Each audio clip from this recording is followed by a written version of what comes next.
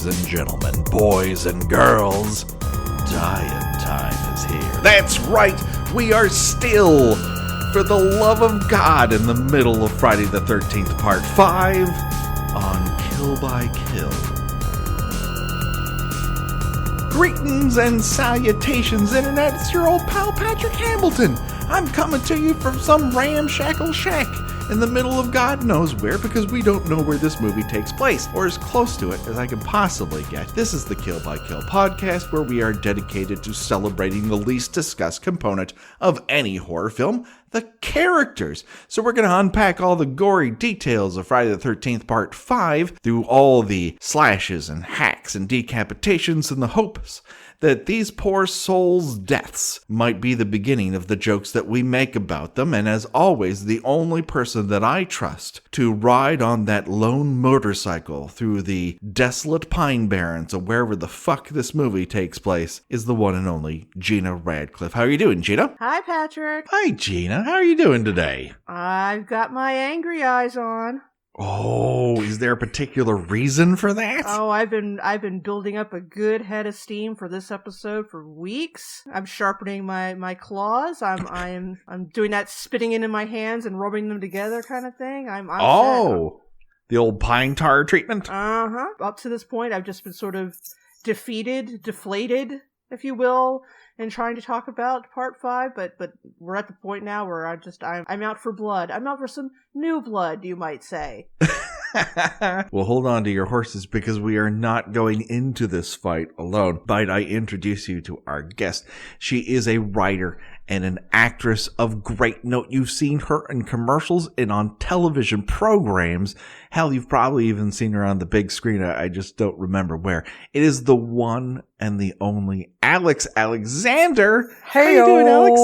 I'm well. How are you? I'm so happy that you are here. When I knew this episode was coming up, there was only one person I was going to call. I didn't care how hilarious. I got you on this podcast. I was going to get you here to talk about these two fucking Nimrods. Oh my gosh. I'm not sure whether I should be flattered or, hurt. I was going to say insulted, but hurt is more accurate. Maybe insulted is the right phrase, because when it comes to making fun of local yokels, I've seen you latch on to this particular overused archetype and just bite deep and whip it around in your mouth like a dog that won't let go of a shitty toy. Hilarious. Well, I lived with them. I lived amongst them, you see. So it's almost like, learning the language of apes when you live in the jungle. You learn to communicate, or at least you learn to know what they're trying to communicate. True. You learn not to look them in the eye. You don't want to invite an attack if you can help it. I don't think we have to worry, because these two only have one plan, and that is attack.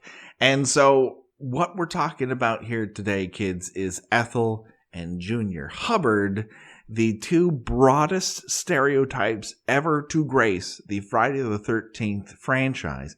And that's saying something. Now, before we get to them, though, we do have a bit of business to take care of. Now, Alex, I don't know this, so please, what was your first introduction to the Friday the 13th franchise? Well, I will try to keep this brief, but I was, as you may or may not remember, I was brought up in a very right-wing sort of Christian household, so we weren't allowed to watch scary movies, although we'd seen, the black and white ones, the old Dracula and werewolf and that sort of thing.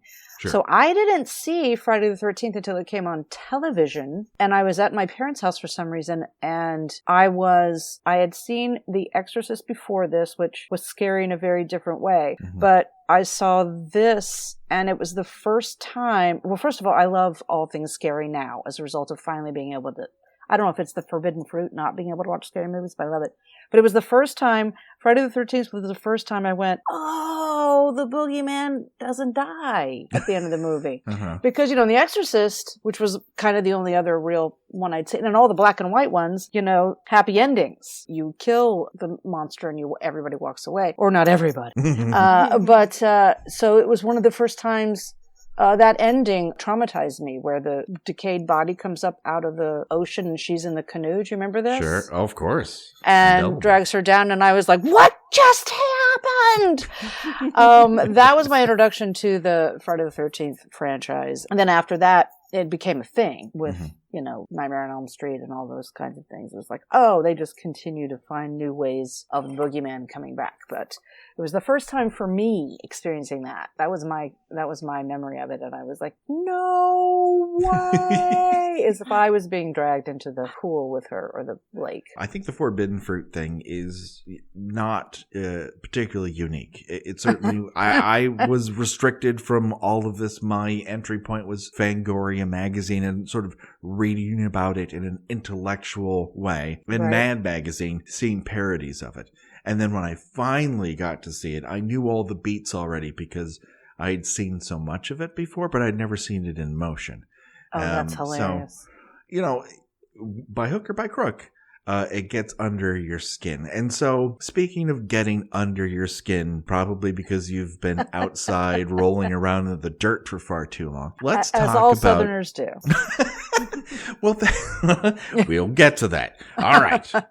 Let us talk about who is still left alive at this point. Tommy Jarvis 2.0, who, like the character in Gymkata, has combined two things to create a deadly weapon. Oh, shit. Sorry. That was very rude. Incredibly rude. Sorry. I'm popular. What can I say? I'm incredibly popular. Okay. I might keep that. All right, here we go. Number one up to bat for the still alive list is Tommy Jarvis 2.0, who, like the character in Gymkata, has combined two things to create a deadly weapon: plaintive stares off into the distance and constant sweating. And now we also have Dr. Matthew Letter, who's a professional psychologist and an amateur Tim Matheson impersonator. And we have Pam, who is his girl Friday the 13th. We've got Reggie the Reckless and his kind grandfather George, and we don't make jokes about them because it's not funny that they're forced to be in this movie.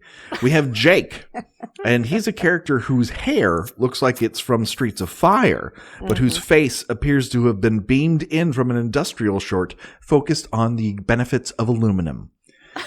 And now we have Robin, and she is a girl. And then we have Violet, who feels like what would have happened if Susie Sue were cast in Witness. And we have Duke, who would go on to father White House spokesfibber Sean Spicer. And Roy, who's our accidental spree killer. And that leaves us with the two characters who we will be throwing under the harsh spotlight of Kill by Kill. That is Ethel and her son/life mate, Junior. Junior, who is the other character who is heavily coded in this movie as challenged? Because what this movie needed is not one, but two mentally disabled adult men. Yeah, they need to make it more difficult. They need another sort of broad stereotype to throw under the bus for us to laugh at how stupid he is, instead of just having like a stupid guy. I am irritated to no end that we are forced to watch what is one of the worst performances ever committed to film. And I am not just limiting this to the Friday the 13th franchise. I mean this. This is one of the shittiest things ever put onto cells and thrown up on a movie screen that we have to watch. Yeah. I felt like all I could see not all I could see, but one of the things I could see as I was watching it was what was in the breakdown. As an actor, it's like, what is required? You know, it's like, Anita must be able to smoke a spliff, and Junior must be able to ride a motorcycle. And it was like the first guy that showed up who could ride a motorcycle with somebody on the back and do spins around a house. Like, oh, you're 3 callbacks, you're in. And, you know, it was like this weird juxtaposition with like, oh, he's big and stupid and she's tiny and fiery, you know, and it's like, not one of them doesn't accurately represent the entire stupid Southerner. So we got to cover it all. Well, that's the thing. I mean, it's disorienting because, once again, it begs the question of, where does this take place? Exactly. Because I am pretty sure it is actually supposed to be in the general area of the other movies. Because Even though it doesn't look anything like any of the other movies. And I'm counting Friday the 13th Part 3 in that, which looks like it just happened on the other side of the valley here in Los Angeles. because they reference Jason Voorhees. The mayor has a very northern New Jersey accent. I mean, he sounds. I know. He sounds like he should have been played by Paul Sorvino. He would have done wonderful things with this role if only he was given a chance. And then you've got Paul Sorvino or the guy that was in it? Paul Sorvino. Paul Sorvino would have run circles around this numbskull. I mean, I'm sure he's fine. He does great in the community theaters in which he performs. But this is a tall task in which he is not quite reaching the level that is required. Yeah, and then you have everybody else has sort of a generic, they could be from anywhere accent. And then you've got Ethel and Junior, who are straight up West Virginia. I mean, they are one coal mine away from being in the southern version of My Bloody Valentine. It is insane that they are plopped into the middle of what we kind of assume is somewhere in Jersey, but we don't really know. I'm assuming they inherited that land? I mean, how are they landowners? I can only assume she's an herbalist. Because every surface, every inch of that house is covered in little bunches of herbs. And we know what kind of herbs those are, right? Oh, that is how she made her money. She's She a would local be weed lady. better situated. Right. Except then why didn't she, then she would have been making more nice with the neighbors, I think. Yeah, Exactly. she wouldn't be running off the local fuck couple from her land. Exactly. Although the fuck couple, it does have the only joint that appears in the movie. They must have gotten No, that from Anita. somewhere. Anita smokes a joint Oh, too, that! right? But she's importing it because they're traveling through town. Oh, that's right. I see what Just you're like that enchilada didn't come from that town. or the Let- taco. that was smuggled across county lines. There's not a lot of enchilada production going on wherever the fuck this is. That I promise Contraband. you. Oh my gosh. Yes, That's true. They were the only couple that had. So, well, maybe that's why she ran them off. Maybe they snaked some weed from her. All I know is I was like, I don't own land, and I can put a sentence together. So, I mean, how do they? All she does is feed that monstrous son of hers. exactly. But he is feeding him fresh vegetables and fresh produce and chickens, which they grow. So is the well water underneath them some sort of nuclear spill site? Right. What is causing his growth in that particular direction? His elephantitis. You know what else? Listen, I don't know if anybody else noticed this, but it's driving me crazy that she was breaking the vegetables with her fingers to put in the stew. She spit into the pot. There's a scene where she just, she's yelling at him, and while he's doing his little screaming and circling around the house, she just hocks a loogie right into the pot. Unbelievable.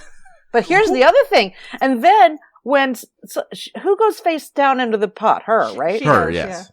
And all the vegetables are beautifully sliced. Look like they've been julienned with a device of some sort. I was like, I'm confused. Why is there so much attention paid to these vegetables that we've seen her break apart with her bare hands? Like she is a strong man at a carnival ripping apart phone books. And they're filthy. She hasn't washed them or anything. The pot's filthy too.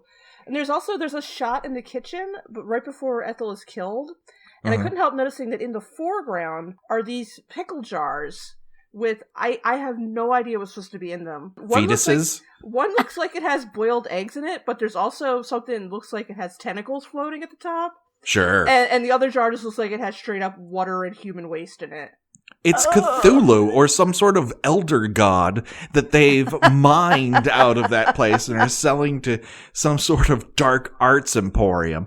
Why do they need all that shit plastered to every surface inside their own home? If they are growing pot, you keep that in a separate area to dry it or to grow it. I mean, I don't know that much about pot. I'm not, I consume, I'm not on the production end of things, but I can tell you that you don't just staple it to the cabinet where you keep your plates. Well, I happen to be growing some basil in my kitchen, and I'll tell you, it takes a lot of very special lighting. I've heard that, what are they called? Hydroponic rooms or something? Like you can have a grow room in your closet or whatever, but it looked like they barely had electricity in that place. I really felt like you don't live that far from a house that has indoor plumbing and electricity and possibly even air conditioning, and yet you're living in looks like I live off the land. I've done built this shack with my own hands. And look, you could just sell a little part of your land to be fine. Again, yes. I can't get off the land thing. I'm like, what's happening? I think that the condition of the house is just supposed to carefully telegraph to an audience of people that they assume have about an 85 IQ that this is white trash. These are dirty people that have like a house that's all cluttered and filthy. Exactly. and somehow for this, they deserve to die because this is apparently.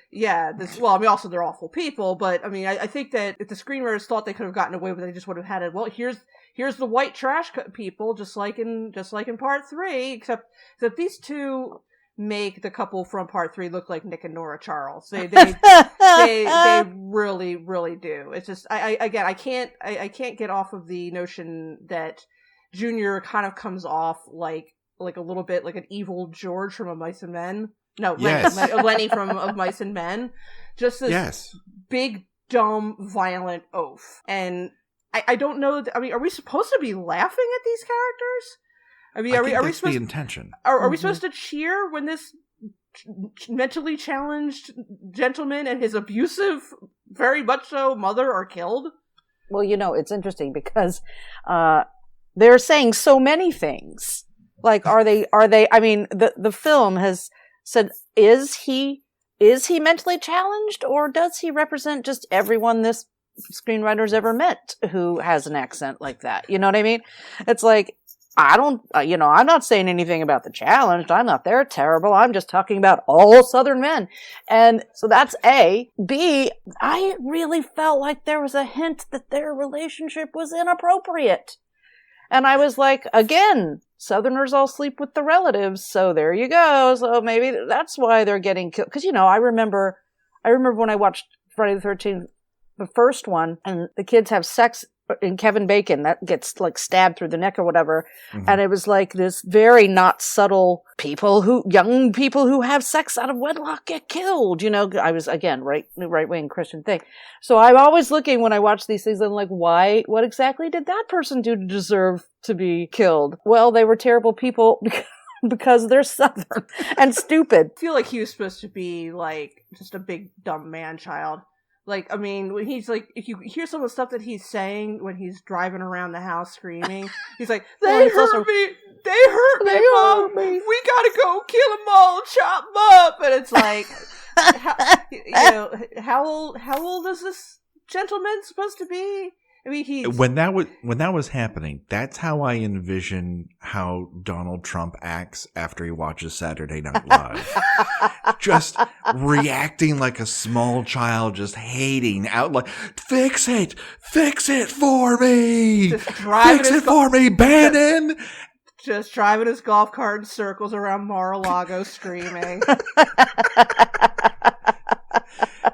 It's crazy. They are given one costume, and they're not the only ones, but they're given a costume to wear. And this movie takes place inexplicably over several days, unlike any other Friday the 13th film, where it works best if it all happens in one big rush. Otherwise, the authorities would be called. Right. The authorities are constantly in this movie until it needs them to disappear. Attending a police convention in Philadelphia. Well, here's the thing with Junior and I keep forgetting her name is Ethel. Every time I took notes, I wrote it down as Mama. Yeah. And I was like, oh, she has a name. I keep forgetting, but I think it's only used once because Yes. no one ever addresses her other than her son, except in one scene. No, it's like they're ghosts. Yeah. They breeze in, they appear, they're like, what did they say? What did they mean? What do they want? They want you off their property. We mentioned when we talked about Demon and Anita last week, Mhm. which is the flip side, as they are the only likable people in this movie. Yes. And yet, like Demon and Anita, Roy has really no reason or cause to kill either of these people. Yeah. To my knowledge, he never encountered them. I mean, I guess No. I suppose if you're trying to still kid yourself into thinking the audience might think it's Tommy, then yeah, all right, I guess it makes sense. But when you consider the huge twist at the end, why would he have any cause to kill either of them? I don't have an answer, and I literally just watched it, and I don't remember. Do you remember there was the guy who came to the door and said, "I'm hungry," and she says, "Go shovel the chicken shit out of the coop." That was the handyman who also handyman. Raymond the sexy hobo, yes.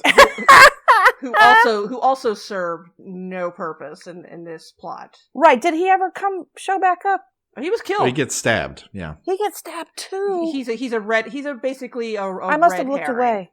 Yeah, It's a blink and you missed it stabbing. It's easy. It happened right before when Tina and Eddie were killed. He's spying on them. You get a fake out in which you think, "Whoa, maybe it's Jason." And it's not. It's him perving on them, and he gets stabbed in the stomach. Because I remember when he showed up at the door, I thought he was going to be like, oh, they want this to be, we're supposed to think he kills Junior and Ethel, right? Or at least I thought, oh, that's where you're going to lead us to believe. Even though what's funny is, at the reveal of who it was, I remembered the scene with him behind the cop. And I remember thinking, what's wrong with that guy? Why is he acting like that? Well, that's bad direction. Those are some terrible choices. Are you talking about like when are you talking to me? I'm sorry, I thought you were talking to me. Yeah, exactly. Did you mention a madman? Oh, that's me. I'm a madman over here. I showed up to work today, but last night I was murdering local greasers who may or may not be having sex with one another. I was like, I knew they were projecting something. I actually did not predict the ending, but I knew, I was like, oh, you got to keep an eye on that guy. And then he kind of disappeared, and I was like, okay, then that was nothing. But see, now a normal movie like Uh-huh. this that's trying to parrot back some of the elements of previous episodes would try to lay into this multiple red herrings. Could it be Tommy Jarvis, who's reliving how he killed Jason Voorhees? Maybe he's caught this maniac killer curse. Is it Roy that the movie keeps pointing at, constantly saying, this is the person who killed people, and then he disappears and you forget about him? Is it Vic, the guy who kills another one of the halfway house people with a bunch of chocolate bars in his pocket, but he's hauled off by police? Did he escape? No one says so. Is it Jason Voorhees for no fucking reason, which the sheriff brings up, akin to nothing, and is told by the mayor, fuck you, do something about this. The film also points at both Ethel and Junior, because Ethel is constantly seen either threatening violence or doing violence to fruit, vegetables, or poultry. And then Junior confronts Tommy Jarvis and summarily gets his ass kicked. So these two people are set up in a normal screenplay to be red herrings, but they don't do anything akin to that because the direction and execution of this film is fucking middle grade bullshit. I know. At some point I thought maybe it was what was that movie where they had like the 4 different directors? One of them was Quentin Tarantino, and I don't know. 4 Rooms. 4 Rooms. Yeah. I was like, is it that? Is it that they just have 4 different people directing and none of them are communicating with one another? Some days cocaine was present on the set, and some days cocaine wasn't. And so you get a very different director. I don't know. But then I realized all the women, well, not all of them, but most of them showed their boobies. So it was probably the same guy. He's a former porn director. And you can kind of see it because these sequences are just like setup, where someone is this broad stereotype and then someone wanders in and says, I have a delivery for you. It happens to be my penis. Only this time, the delivery is death. It's the only difference between the two mediums. Yes, it very much harkened back to the porn of the 70s where they tried to have a story. I hear. So I've been told. But I do remember saying, well, good for you, Ethel. At least they didn't tear your shirt open before they offed you. They just put you face down in a stew. Because I remember, again, as an actress thinking, how much money, how much of a bump did they get for the needless, especially the waitress girl? I was like, you just flash your boobs for why? I mean, you had to have gotten paid double scale for that, I'm guessing. I assume everyone gets some sort of scale up for nudity unless they have an agent who's dumb enough not to ask for it. But this brings us to yet another facet of this film, which I find fascinating, and Gina was the first person to point it out. And that is, most of these characters spend the majority of their time talking out loud to themselves, as if they are a Batman villain, just going through their plan inside of their lair to three masked guys. Why are they constantly talking to themselves? And if they're not, they're yelling obscenities at one another. Those are the two modes you get. You flip the switch. You go from villain monologue to fuck you and fuck your mother too. Right. And that's its idea of witty dialogue. You know, it's interesting because I had not noticed that. And now that you're saying it, I'm like the Rolodex in my brain is going, oh yeah, that happened there. And then, oh yeah, and then that time, with her in the mirror in the beginning, you look hot, girl. Oh, what? And then even Ethel yelling at Junior and then saying, oh, I'll do whatever it was. I remember thinking, I think you misunderstood what these devices are. I think you misunderstood the definition of them and the use of them, whether it's talking to yourself or flashing boobies or whatever. I was like, I think you didn't get the right rule book about it. Because nothing seems to be, including, the comic relief. I was like, I don't think you understood what that is, how to use it. Right. I've been rewatching Ethel and Junior's. I'm like, are we supposed to be, is this the point where the audience is supposed to be like, yeah, you finally got yours? It's like, well, these characters have no relevance to the plot. They're just awful people. And if you got rid of them, if you got rid of the handyman, if you got rid of Vinny and his life partner, yeah, I mean, sure, you cut the movie down by about 25 minutes, but you would have relieved this movie of awful, completely superfluous characters that exist strictly for the pleasure of the audience getting to watch them die. When you compare them to, say, Shelley and Ted, those are set up as characters that you probably weren't necessarily meant to like. Certainly not Shelley. And Ted was sort of this pesky teenage boy archetype. But particularly with Ted, when we were recording with Amy Pascal, she made a really good point that his death was oddly poignant because he's holding his teddy bear and he's all alone, and he just really just wanted desperately to be loved. He just came about it in a really pushy, annoying way. So it gave his death kind of an odd, he died alone holding his teddy bear. And, Junior got his head chopped off while he's throwing a temper tantrum on a dirt bike. Ethel falls into a pot of stew and hilariously squishes a tomato because she just got she got chopped in the head with a meat cleaver. It's just, her head looks like that tomato. That's hilarious. And of course she deserved it because she was, a big old white trash bitch. And it's like, all right. Well, it could be poignant. It still could be poignant in some way because it's not like Junior had his life going forward didn't hold a lot of promise. So maybe going out on his dirt bike was a poignant way to go. I don't know. But you're right. I like what you were saying about you like horror movies, but it's troublesome when you see someone getting killed just just because wouldn't it be funny if? Exactly. It comes a little. It seems a little snuff film to me. Like you don't know anything about these characters. You don't know their motivations. You don't know. You barely know their names. They exist so you can watch them die, and it's like, no, this is making my skin crawl a bit. Yeah, I mean that comes with the territory of the sort of 10 Little Indians sort of story that Friday the 13th plays out every single time. There's a well-worn rhythm to it. It's got a methodology. It's called cozy horror for a reason. We know exactly what's going to happen. The joy is where you find solace or laughs or surprises in within the grooves. And did you find any of that in this film? No. God, no. I mean, there's lots of interesting bullshit.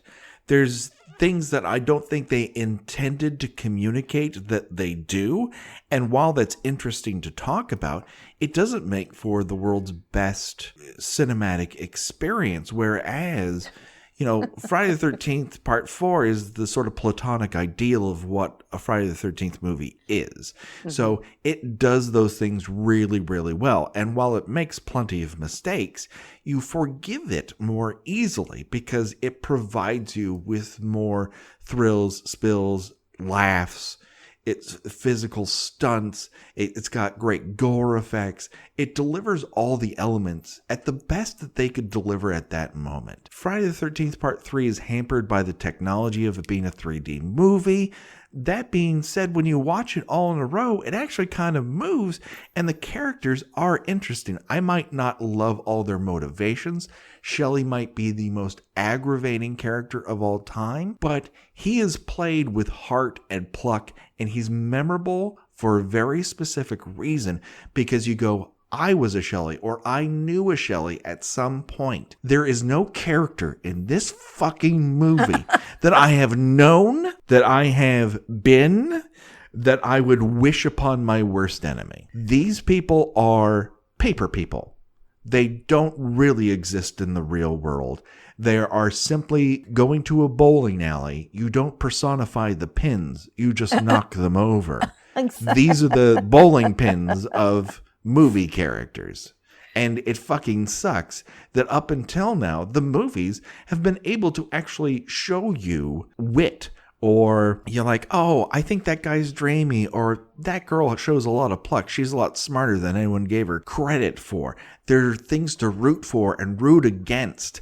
When Shelley goes, it's this, well, you cried wolf one too many times. And while I don't think it's successful at paying that off as well as it could, it actually attempts it and sets it up in a manner which it could have. Here, like, shit just fucking happens, man. It's like a bus hitting a skunk crossing the road. Like, nobody planned on that, but at the end, it sure fucking stinks. Yeah, and I mean, and the idea of comic relief is a woman calling her son a dildo, and it's I sort of feel like this is written with 12-year-old boys in mind. I mean, I think you underestimate 12-year-old boys or overestimate the director. I honestly, I remember thinking that it literally felt like you were saying it just was a big boulder rolling down the hill, just squashing things on its way, and there was no rhyme or reason, there was no direction. But that's how it felt while I was watching it. Also, I didn't have time, or they didn't have time to write anything that would actually make me feel anything about the bowling pins. Do you know what I mean? It was like, exactly. I had no emotion. I was like, oh, so now it's that person. I started to play a game of who will be next. Mm-hmm. Just like, who are they? Not even that game of like, how will they do it next? And that'll be fun to see. But just like, oh, they're just going to pick them off one by one and not actually bother to have a path that we're taking.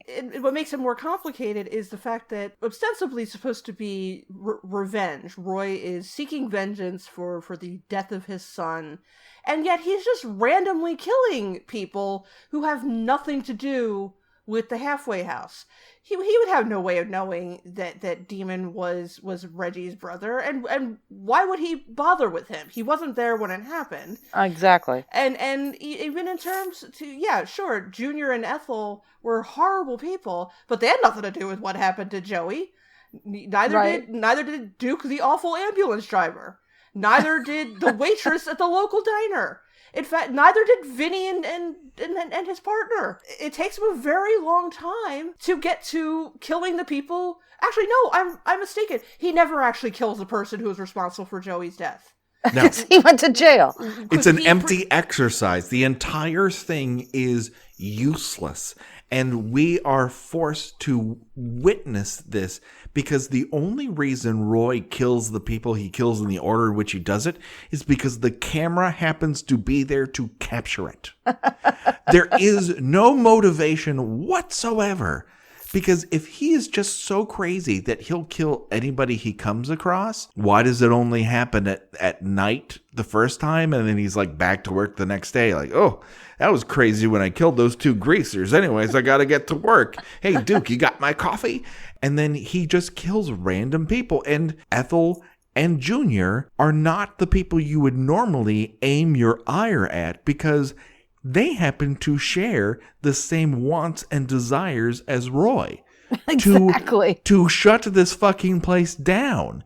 So what do you get by killing them off? Other than you get to check off the boxes that said, we killed Ethel and Junior today. All right, that's a wrap on today. See you back here at 6 a.m. tomorrow. I know.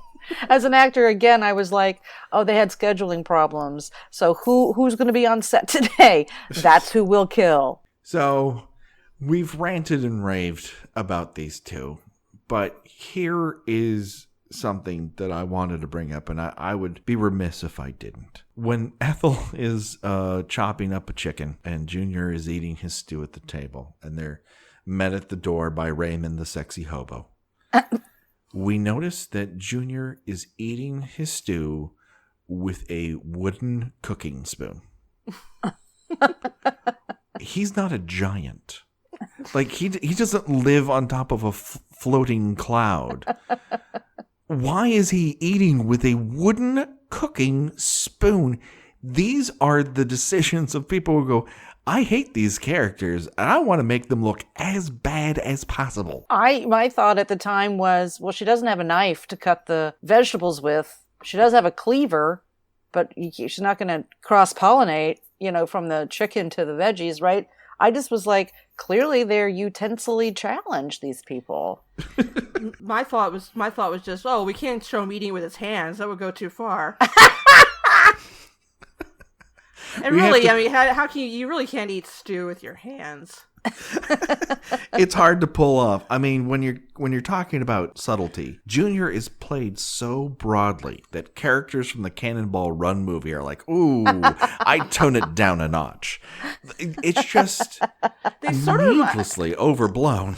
I feel like they remind me of remember from the Looney Tunes cartoons, the gangsters, Rocky and Muggsy? Yes.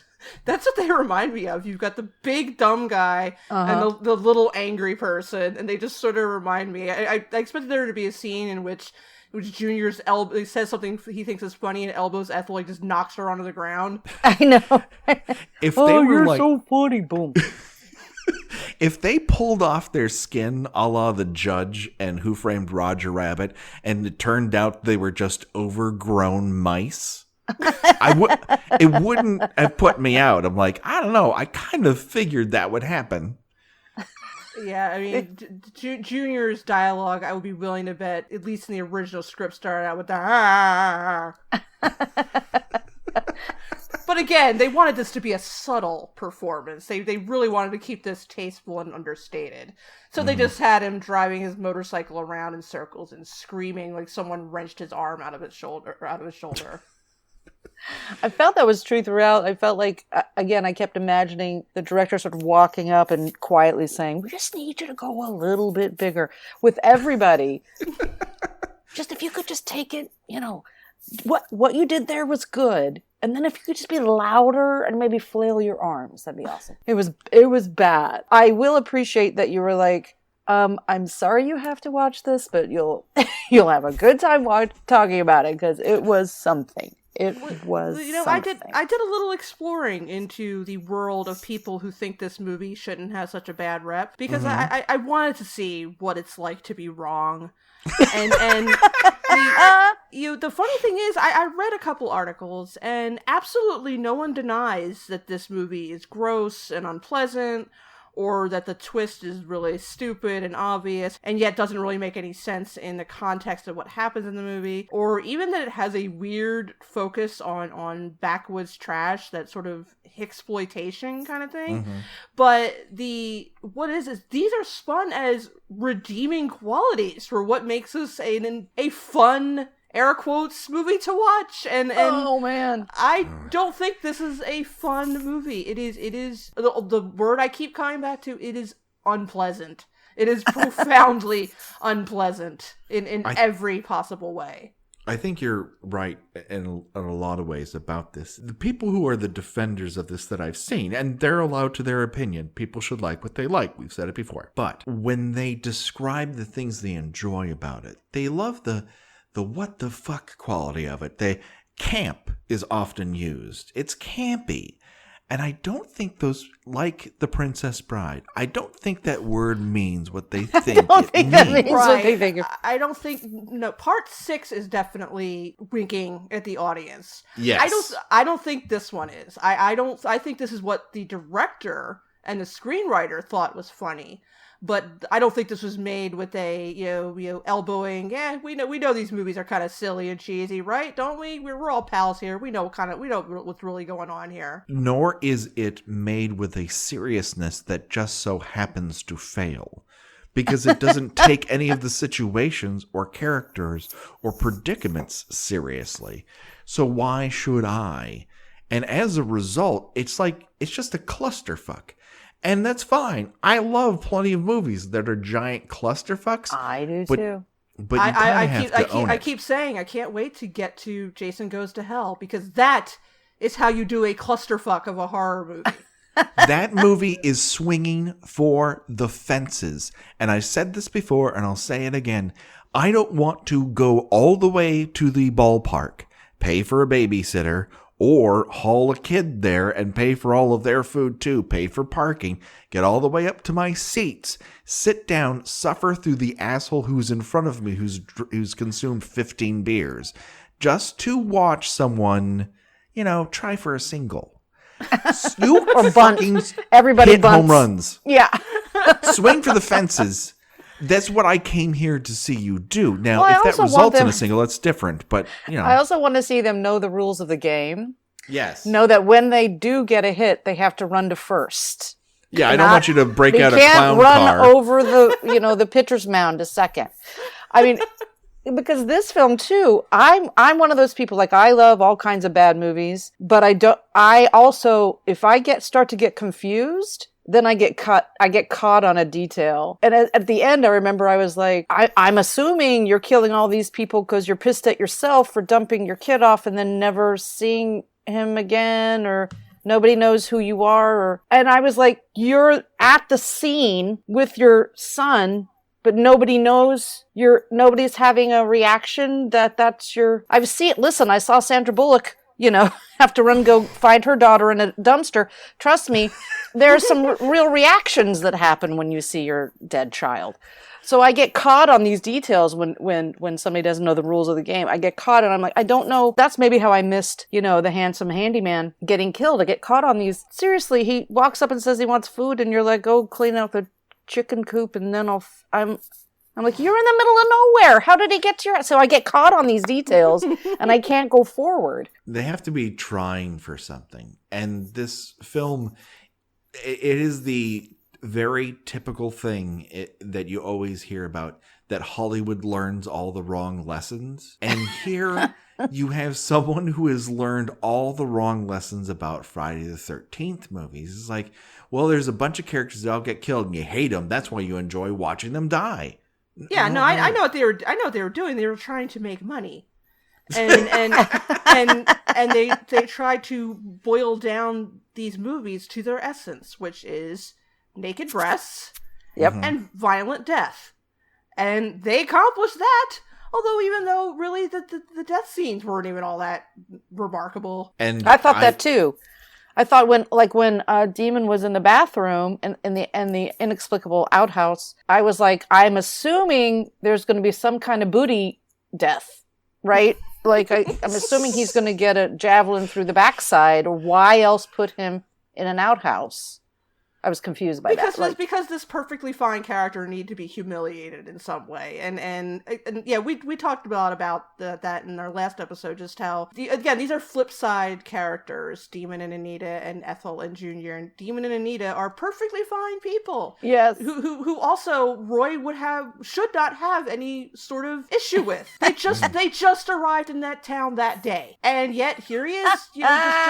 Well, they gotta go too. The way Demon's death is dragged out, you would think he was the one that killed Joey, because he gets the longest, probably most mean-spirited death. And that sort of dagger chest sort of scenario, if you read that on paper, you're like, oh, I can see how that would be scary if you're trapped inside this thing. You don't know what's outside of it, and someone's jabbing something in, and there's no place to hide.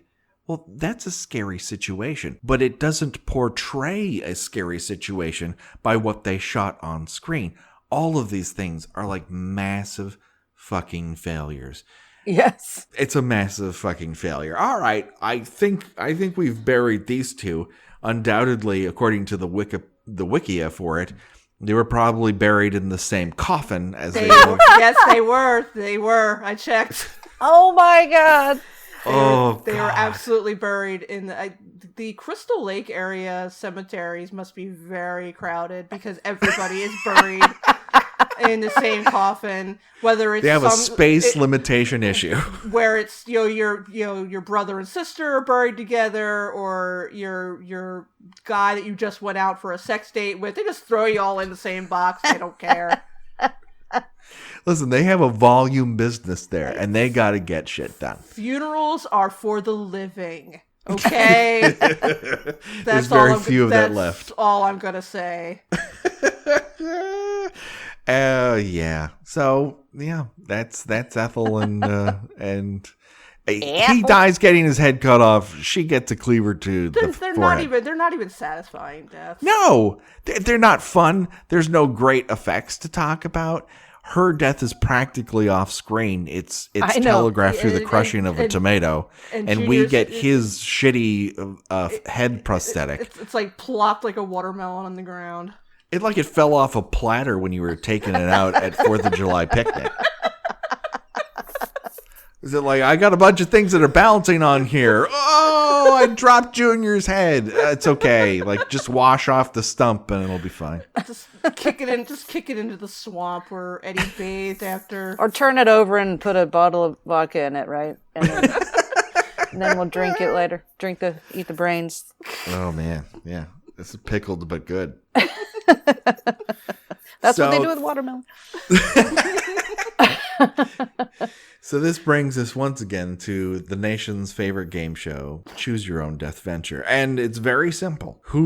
If you had to choose one way to die, and your only choices are the deaths that we witnessed here today. That is, your head being chopped off while you're riding a motorcycle, or a meat cleaver being driven into your forehead, which is very hard to do. But the person who drives it through your forehead must also break through a window. For no fucking reason. And how he got that meat cleaver, we'll never find out. It just must have been there amongst the jars of eyeballs that they also keep in their kitchen. Because of course they do. And of course she doesn't have 2 meat cleavers because... No. Who has 2 meat cleavers? Exactly. Where's the space for that? She doesn't even... She has 2 utensils in her whole house. It's a meat cleaver and a spoon. She's got herbs. She's got a random chicken with the feathers still on it. She's got a fisherman's net of some fucking kind also hanging from the one room of their house we're allowed to see at the Evil Dead cabin that they live in. So I turn to you, Alex. Yes. You are our guest. It is your opportunity to go first. What death do you choose? Well, I mean, I would have to go with the getting your head chopped off while riding the dirt bike, just because riding a dirt bike is really fun. Sure. And making a stew, not so much, especially when you're as little as she is and you have to reach up over the over the pot to get the stuff in there. But also, he doesn't really see it coming. He's got tears in his eyes. He's screeching around. I mean, that seems like an easier thing, It's or at least you're getting to do something fun before you go. You get to spin out. High throttle. Now, part and parcel of this is that you will also have to be beaten up by a mental patient in a... Again? I see we're just revisiting old territory. This doesn't seem to be a hurdle for you, so that's fine. That's fine. I do get that I would be bloodied, okay. But still, moments before my death, I'm getting to, rant and rave, which I also, in real life, like to do. And ride around on a dirt bike far too small for me, which I've also done as well. All right, Gina, what say you? Fuck it, I don't even care. I hate this fucking movie so much. That's ineligible. You have to choose one. You don't have to give a big explanation. You have to choose one. Junior. That's fine. That's fine. It's perfectly valid. I enjoy cooking prep work. I enjoy knife skills. I enjoy julienning things. I enjoy having everything in its place before I begin cooking. So that is the reason that I choose Ethel's method of dispatchment. Because you like squeezing tomatoes. I like squeezing tomatoes. I like crushing them in my hands and feeling that connection to the earth, like the gladiator touching wheat as he goes to heaven. But do you have a jar of eggs and tentacles sitting that in your is kitchen? None of your business, Radcliffe, and if you ever bring that up again, this will be the end of this podcast. I think he means I don't have eggs. Did I ask you about the tentacle jar? I'm sorry. I'm sorry. You have to be invited over to the house to see the tentacle jar, okay? I don't talk about the tentacle jar on my podcast that everyone gets to listen to for free. Well, because then you'd be flooded with requests. That will be Patreon content only. Thank you very much. Yeah, exactly. That's right. You got to keep things exclusive, otherwise it feels like you're giving away the whole house. The monthly newsletter in which Patrick talks about the progress of the tentacle jar.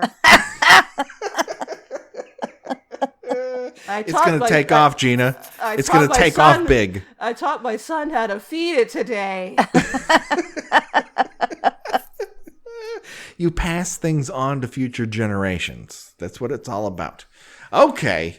So that brings us to... The cat's in the cradle with the tentacle jar. Oh, God. The cat's in the cradle. I think that's our hashtag. We haven't had a hashtag in a while. That's right. That's good. This has sucked us dry of so much joy. We can't even come up with an appropriate hashtag. It used to be fun, is what I'll say. Hashtag I hate this fucking movie. Hey, Alex, where can people find out more about you as an individual? You can follow me on Twitter at AlexSAlex, and I'm also on Facebook. But you have to be my friend to see me on Facebook. I learned that lesson during the election. But you can check me out. Everybody can see me on Twitter, and I don't have a website because I don't want to pay for that. Yeah, there you go. Who does? Right. Websites are overrated. Not like tentacle jars. You get something out of that. Gina, where can people find you on the internet?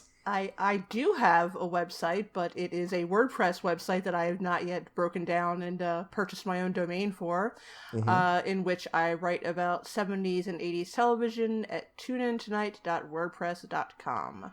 Oh, nice. That's good stuff. Check it out. Hey, kids, if you want to talk to us, well, there's a couple ways to do it. You can reach out to us on Twitter at KillByKillPod. If you've got a longer note, let's say bigger than 140 characters, send us an email at killbykillpod@gmail.com.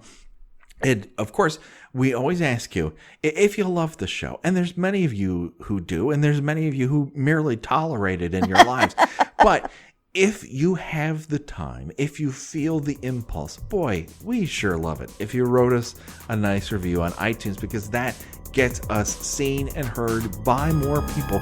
If in that review you tell us what your favorite kill is in the Friday the 13th franchise, we will read it here on this show.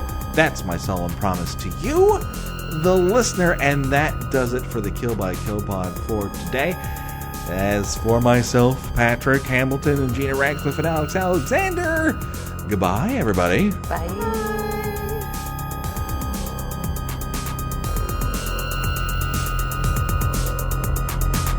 Kill by Kill is produced by We Write Good and is intended for entertainment purposes only. Friday the 13th is owned by Paramount Pictures. Jason is owned by New Line Cinema. No infringement is intended. Kill by Kill logo was designed by Josh Hollis. Visit him at joshhollis.com. The Kill by Kill theme was created exclusively for us by Revenge Body. Get the whole track and much, much more at revengebodymemphis.bandcamp.com today.